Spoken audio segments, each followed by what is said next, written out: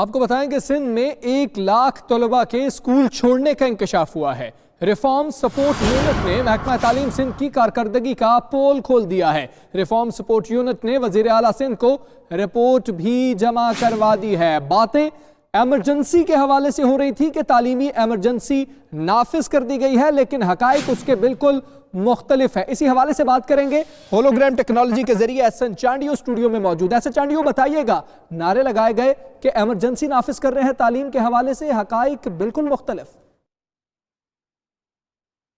जी बिल्कुल, देखिए reform support unit जो है महकमा तालीम के मातहत एक इदारा है जिसकी जानिब से वज़ीर आला सिंध मुराद अली शाह को हाली कुछ रोज़ कबल जो है वो रिपोर्ट जमा कराई गई है, जिसमें इंकशाफ हुआ है कि रवा साल 1 लाख से ज़ायद बच्चे स्कूल से ड्रॉप आउट हो चुके हैं। इसका मतलब 1 लाख से ज़ायद बच्चे जो हैं सरकारी स्कूलों से उन्होंने अपना एडमिशन जो है वो खारिज करवा दिया है 6ठी जमात के बाद।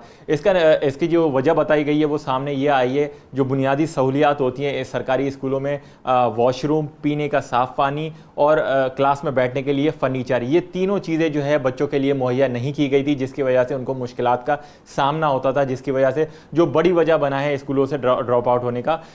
सवाल ये पैदा होता है सिंध हुकूमत से, महकमा तालीम से, कि 100 अरब से ज़ायद का जो है बजट वजीर महकमा तालीम के लिए जो है वो मुख्तस किया जाता है, लेकिन उसके बावजूद जो बुनियादी ज़रूरियात हैं वो स्कूलों में नहीं है, उससे जो है वो तलबा महरूम हैं।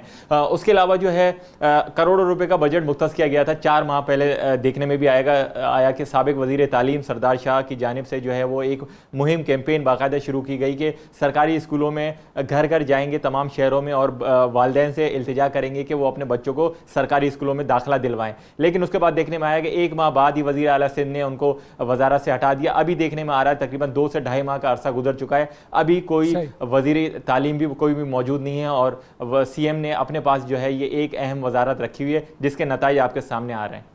जी ठीक है, बहुत शुक्रिया एहसन चांडियो।